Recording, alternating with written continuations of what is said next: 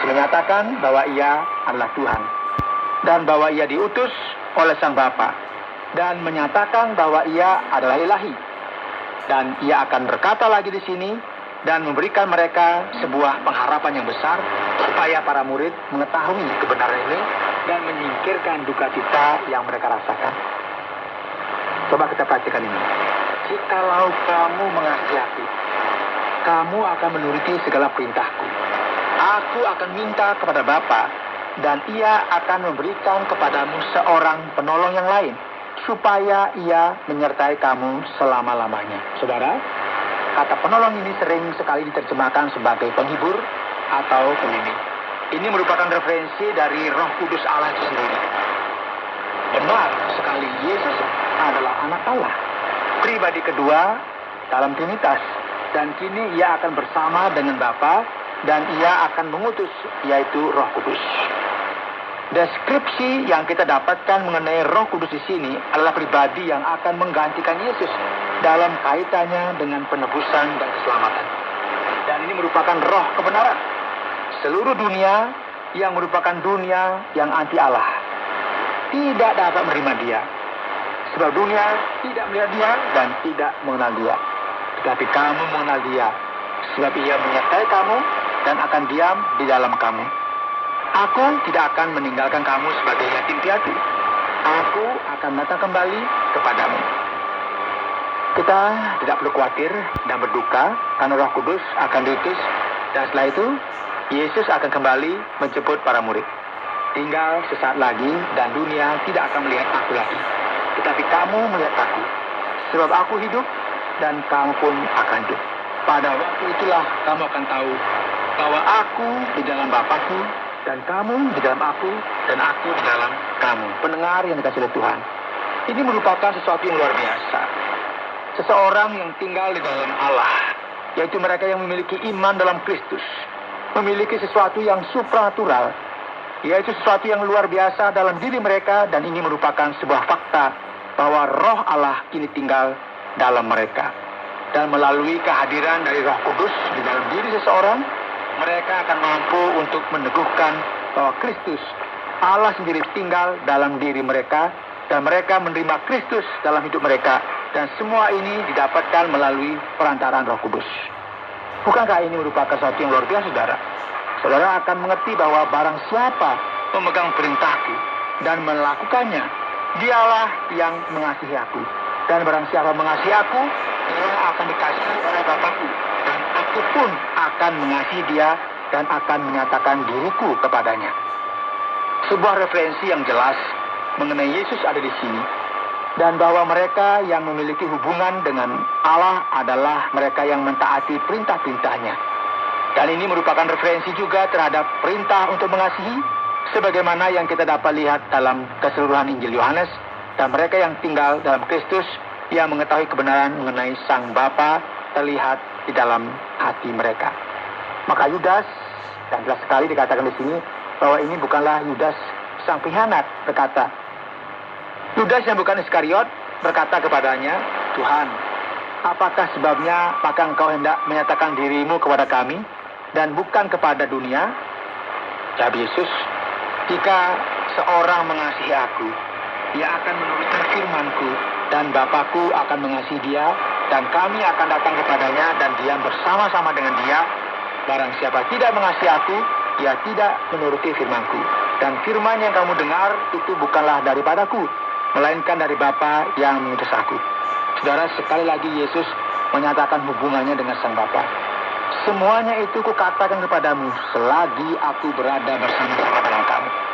Tetapi penghibur, yaitu Roh Kudus, yang akan diutus oleh Bapa dalam namaku, dialah yang akan mengajarkan segala sesuatu kepadamu dan akan mengingatkan kamu akan semua yang telah kukatakan kepadamu. Damai sejahtera kutinggalkan bagimu, damai sejahteraku kuberikan kepadamu.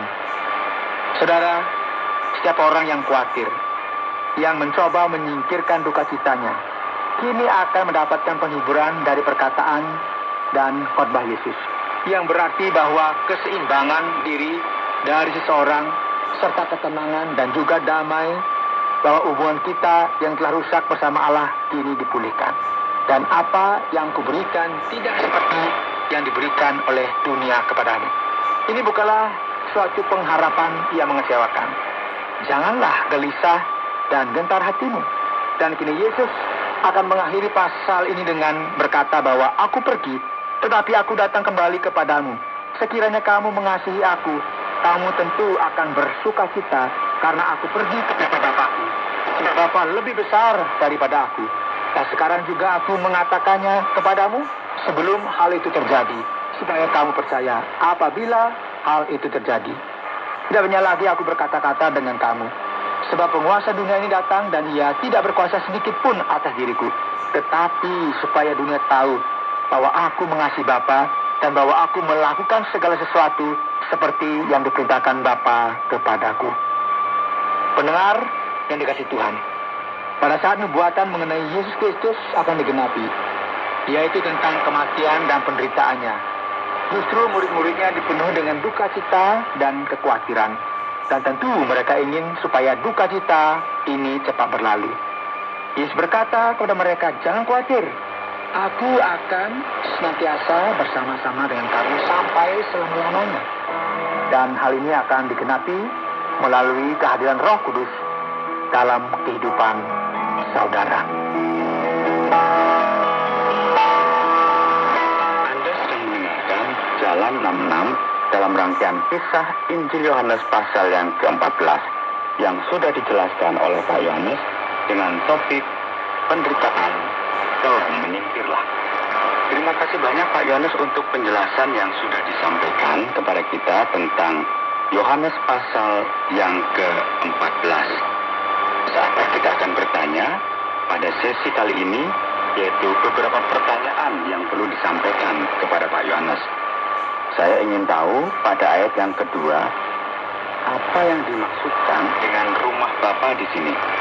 Pauti, penting sekali bagi kita untuk memahami dengan benar terkait dengan hal ini, karena dalam terjemahan baru ada perkataan tempat tinggal. Nah, pada umumnya, hal ini diterjemahkan sebagai rumah yang besar. Jadi apa yang kita bisa lihat di sini, sebetulnya idenya adalah di dalam rumah ini ada beberapa ruangan, dan inilah mengapa kemudian dikatakan banyak ada tempat tinggal. Karena ini menjadi pilihan kata yang baik dalam konteks ini. Ketika kita berbicara tentang tempat tinggal, mungkin kita berpikir bahwa ada banyak ruangan. Jadi di dalam rumah Bapa ada beberapa ruangan di dalamnya. Pada zaman dahulu, ya beberapa orang berpikir bahwa rumah ini seperti hotel surgawi. Ya itu tempat tinggal kita sementara sebelum kita sampai kepada Bapa, kayak transit begitu. Namun gagasan dalam Alkitab sebetulnya berbicara mengenai rumah yang tetap. Sebagaimana kita sebutkan sebelumnya, banyak ahli dan komentator Alkitab akan berkata bahwa ini merupakan referensi yang jelas mengenai sorga. Namun dalam Injil Yohanes kita akan menemukan sebuah referensi bahwa rumah Bapa adalah bait Allah. Oleh karena itu, Yesus berbicara tentang dirinya sendiri, tubuhnya sendiri sebagai bait Allah. Beberapa ahli bahkan meluaskan pendapat ini dengan memberikan pendapat mengenai tubuh Kristus ini dalam konteks yang lebih luas. Namun dalam konteks ini, Yesus sedang berkata, di sorga atau di bumi, aku akan senantiasa bersama dengan kamu. Dan ada jaminan tempat yang tetap bagimu. Jadi dari sudut pandang ini, dari sudut pandang akan terjemahan ini, tempat menjadi kata yang tepat untuk menerjemahkan bahasa aslinya. Yang berikut kalau kita perhatikan pada pasal yang ke-14 ini, Yesus beberapa kali berkata, aku dan Bapa adalah satu. Aku di dalam Bapa. Sepertinya ada beberapa perbedaan antara Yesus dan Bapa. Namun dalam sisi lain, kita juga melihat bahwa mereka sama. Cukup membingungkan ini Pak Yohanes. Lantas bagaimana kita dapat memahami akan hal ini? Betul sekali Pak Oti. Di sini kita memiliki situasi yang menarik sekali, yang akan membawa kita untuk memikirkan kembali mengenai doktrin tentang Trinitas ini. Jika kita perhatikan di sini, Yesus sangat menekankan adanya perbedaan antara dia dan Bapa.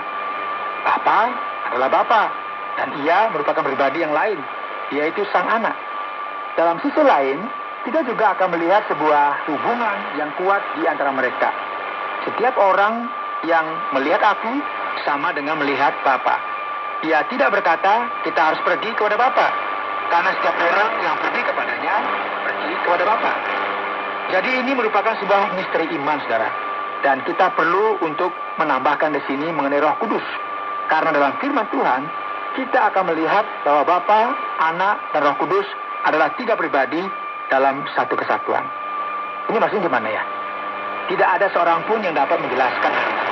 Ada 3 pribadi dalam satu kesatuan. Mereka ada sejak awal sampai kepada kekekalan. Memiliki hubungan dalam kasih kekal, senantiasa bersama selama-lamanya. Jadi ada perbedaan, namun ada hubungan antara Bapa dan Anak. Berikutnya kita perhatikan pada ayat yang ke-12 dalam pasal yang ke-14 kitab Yohanes. Setiap orang yang percaya kepada Yesus dapat melakukan hal-hal yang lebih besar daripada yang Yesus lakukan. Jadi, jika kita berpatokan pada hal ini, berarti yang perlu saya lakukan adalah memintanya dalam nama Yesus. Dan kita tunggu saja, karena akan ada kuasa ilahi yang bekerja. Apakah begitu, Pak Yohanes? Wah, ini sesuatu yang agak sulit sepertinya, Fakih. Ada beberapa orang yang bahkan takut akan hal ini dan berkata, aduh, ada mujizat di sini. Dan ini berarti bahwa ada seseorang yang menerima Kristus. Wow, mujizat berarti sesuatu seperti membuka hati. Bukan seperti itu. Mujizat adalah mujizat. Dan ini bukanlah sesuatu yang luar biasa. Jadi apakah ini berarti bahwa setiap kita akan mampu melakukan mujizat? Seperti membangkitkan orang mati? Karena Yesus sanggup untuk membangkitkan orang mati, maka kita pun sanggup untuk melakukannya. Seharusnya kita tidak boleh memahami seperti ini. Dan bagian ini juga tidak berkata bahwa setiap orang Kristen di sepanjang sejarah akan mampu melakukan setiap mujizat demi mujizat yang telah Yesus lakukan. Gereja secara keseluruhan tentu mampu melakukan mujizat yang lebih dari apa yang Yesus lakukan dalam pelayanannya di bumi ini. Perbedaannya adalah bahwa perkataan ini tidak ditujukan kepada setiap orang, namun kepada keseluruhan tubuh Kristus, yaitu gerejanya. Dan sekarang, jika kita melakukan sesuatu dalam nama Yesus, ini merupakan masalah yang penting. Banyak orang berpikir bahwa nama Yesus itu seperti jimat, seperti tongkat sulap yang memiliki kuasa ilahi. Jika kita berkata sesuatu, maka hal tersebut akan terjadi. Jadi sekarang saya akan berkata, sepatu saya tidak akan pernah usang dalam nama Yesus. Dan sepatu tersebut pun tidak akan usang selama-lamanya. Nggak usah beli sepatu. Namun bukan ini yang dimaksudkan dalam Alkitab. Dalam nama Yesus berarti melakukan sesuatu yang Yesus akan lakukan. Hal ini seperti kita memiliki surat kuasa yang mengizinkan kita melakukan sesuatu untuk seseorang. Dengan kata lain, jika saya memintanya dalam nama Yesus, dalam namanya, maka Allah dengan kuasa dan kasih karunia-Nya akan melakukan hal-hal yang luar biasa ini. Kalau kita perhatikan Pak Yohanes pada pasal yang ke-14 ini, kitab Yohanes merupakan bagian di mana Yesus lebih banyak berbicara tentang dirinya dan memberitakan tentang Roh Kudus. Lantas, apakah Dia seorang penasehat, penghibur, dan pembimbing? Dan siapa itu Roh Kudus?